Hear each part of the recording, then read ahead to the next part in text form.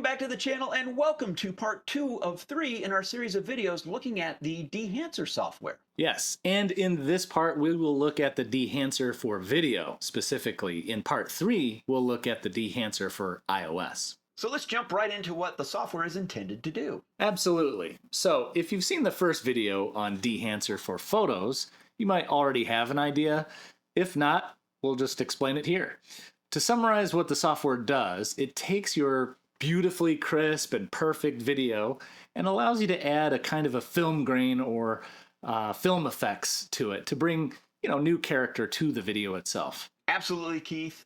You know, the retro look is still very in, and so this gives you a very powerful tool for taking, the perfection out of your video and giving it potentially, a very aged look. Yes, and I happen to be very skilled at the very aged look. I'm very good at that even without a lot of fancy software, but it's not about me. In this case, we're going to start talking about Lily. Lily is Bruce's youngest daughter, and in this video that you're seeing, she's outside spinning and moving around, whimsically, you might say, on a warm day. The type of thing that you could imagine was from a film back in the 60s and 70s.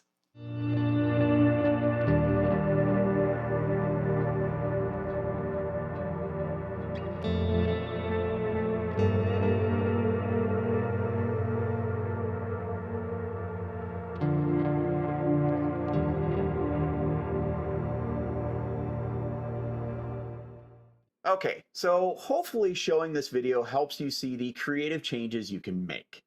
The nice thing is this isn't a single button result.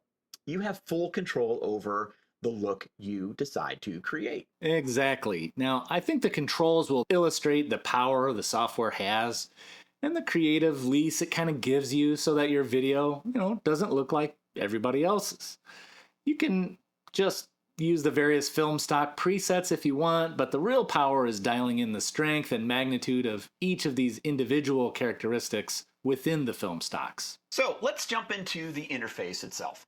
In this case, I'm using DaVinci Resolve and the Dehancer software that is a plugin for DaVinci. We have the footage that I want to use brought in.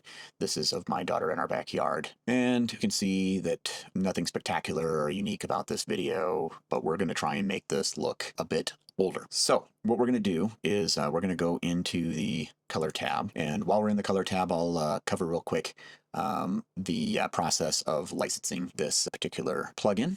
We're going to go down to where the plugin is at, which is our film emulation. We're going to go ahead and drop a node on here. Corrector. We'll go ahead and put this in.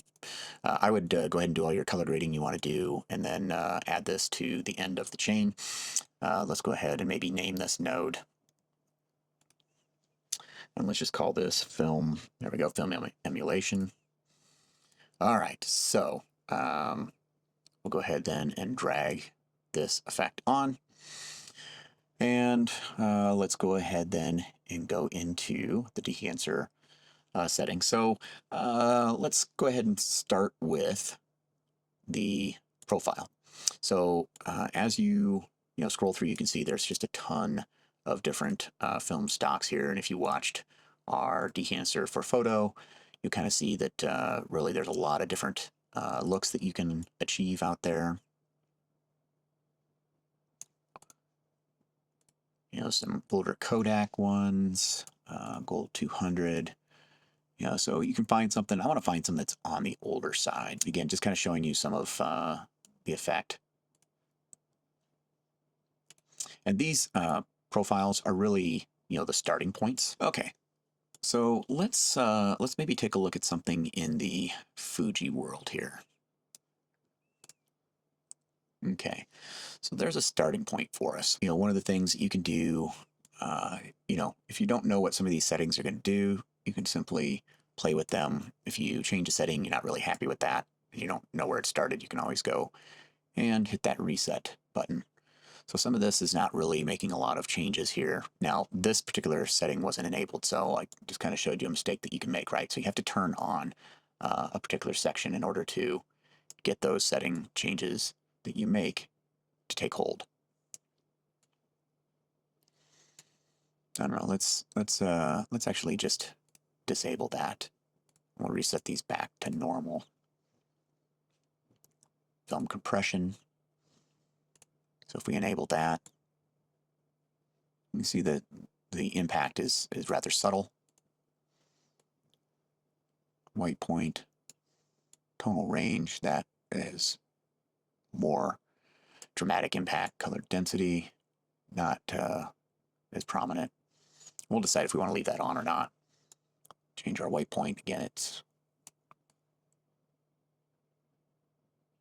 you can see there, that has kind of some origins in the, almost the contrast, if you will, but it's establishing the white and the black point as that said. Let's take a look at, so you can see that. I don't really like what that did. Yeah, this is more paper, the film. I kind of liked what the Fuji did there. Again, I don't know what all these settings are. I don't claim to be a color grading expert. But what I like about this is you can just play with what you think looks good. So here's one that I definitely want to change. Let's really make this look kind of older here.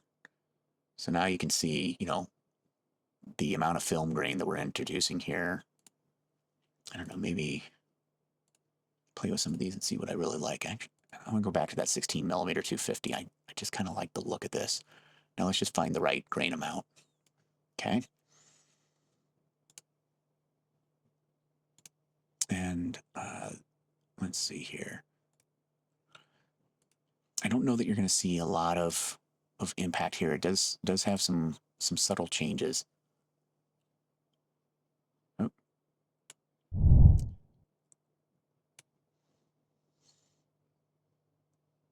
Okay, let's see here. Film damage. Let's turn on our film damage. And let's change the amount of film damage. Let's really give this a rough shaped look. And I'm going to turn on the gate weave because I want to. Well, it's not doing exactly what I was hoping it would do. So, okay. Let's enable this. So you can see now we're really giving it the film characteristic, right? So I'm thinking maybe.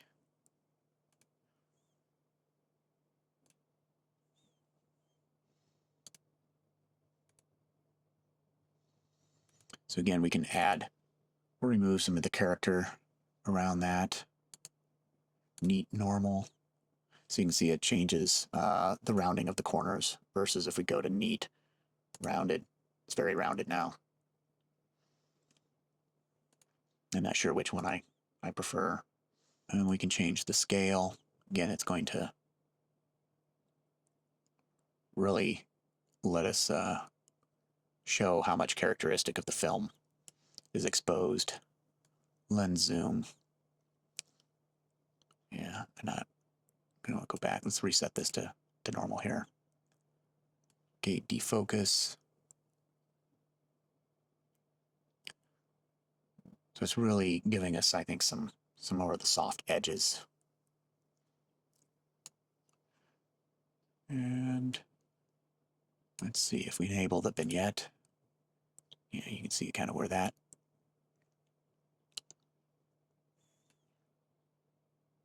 Okay, so while we're here though, let's just take a look since we're all the way down at the bottom element. Let's go ahead and click on the license information. I'm going to blur this out a little bit, but you can see when you install the Dehancer plugin for DaVinci Resolve, this will basically need to be licensed.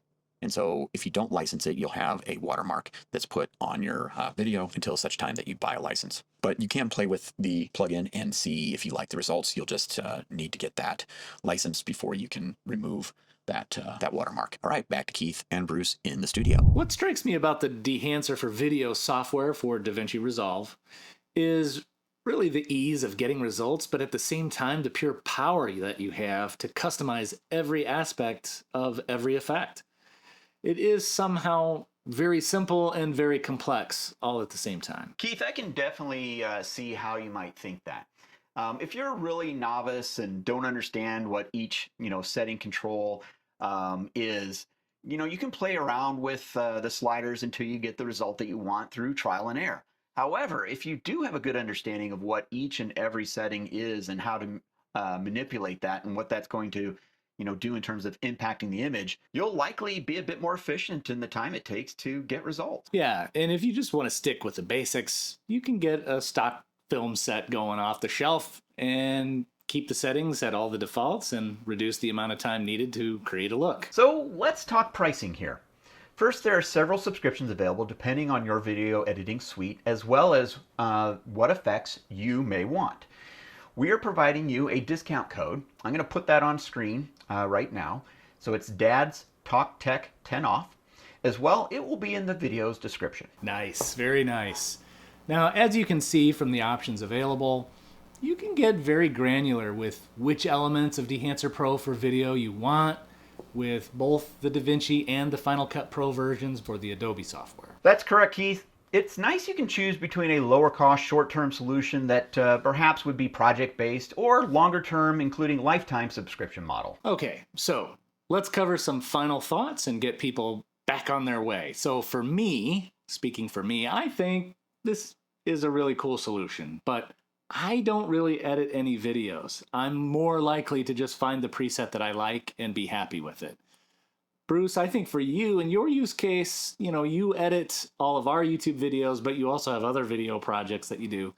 So if you like the results that like a preset, I could imagine that's a no-brainer. But the question here is, do you like the preset results, or do you like the results at all? Keith, I think you really know the answer to that question, but thanks for asking for the audience's sake. I love the results. Now, is this something I would use on all my projects or even, a large percentage of them? The honest answer is no. But when I do want the look this software can create, well, I'm glad I have a lifetime license available to use it whenever I want. Yeah, and that completely makes sense to me as well. I mean, it's like any effect.